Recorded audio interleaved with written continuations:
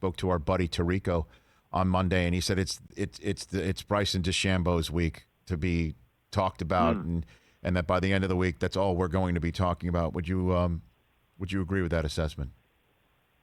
No. Okay. No, because he's going to hit it a mile. We know that, and I might look foolish saying that now, but I'll say it because this place you can hit as far as you want. Great. You're going to have shorter clubs into these greens. Again, great. He's got to put the ball better here, or he will not win. And the last 3 years, statistically, his strokes gained putting, he's dead last. And Andy made the point on the show that I found really interesting, that he is a guy who leans on his putting books and the which kind of are they're basically the template each week on the PGA Tour of what the greens are. They don't have those here.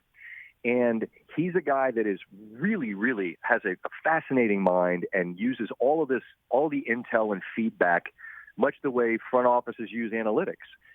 And here it's going to have to be more feel and less information. And so I think maybe that's part of why he hasn't putted particularly well.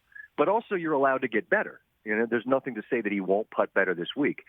My only counter to Mike would be, unless he putts better, he won't win. If he does putt well, then he might win in a walk the way he did it at Winged Foot. But, I mean, he's going to hit the ball places out here if it dries out any that people just won't believe, because it's absurd, some of the things that we're talking about, like driving it over the trees on 13 and hitting a wedge in. Like, that's his play on the par 5.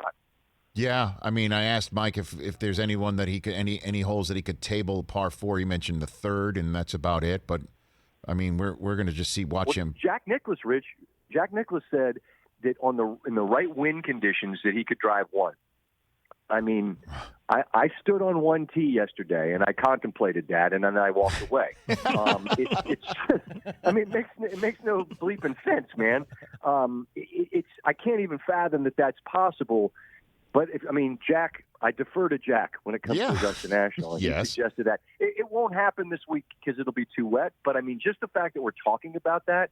But and I don't want to get too golfy here, but the chairman Fred Ridley said today that we're getting close to a call to arms about how far the golf ball is going. My guess is that very soon here you'll see the ruling bodies do something to limit how far a golf ball goes.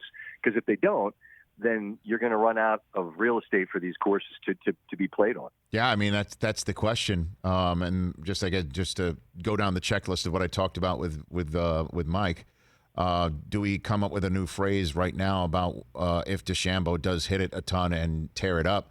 Is it a Brysonizing the course, or what's the one that Tarico came with? DeChambeau's. Do you DeChambeau's Augusta National? You can't.